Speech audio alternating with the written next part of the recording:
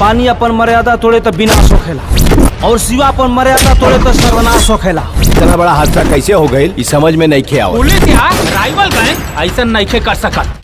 Hello दोस्तों, मेरे channel पर आए हो गए तो सब्सक्राइब और लाइक बेल आइकन दबाकर घंटी का ऑल कर लीजिएगा, क्योंकि सबसे नया भोजपुरी ताज़ा खबर भोजपुरी न्यूज लाते हैं, आप सबके बीच में रोजीना लाते हैं एक वीडियो हमेशा।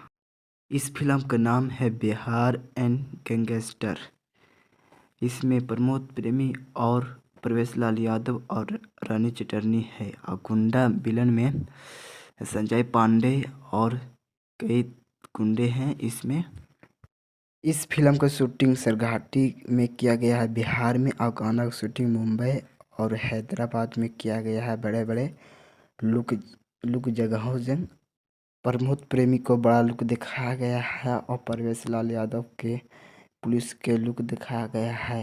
इन लोगों का रानी चिटनी विलन की रोल में निभा रही है और भोजपुरी का सुपरस्टार प्रमोद प्रेमी यादव का इसमें गीत गाए हैं, संगीत दिए हैं अपने से।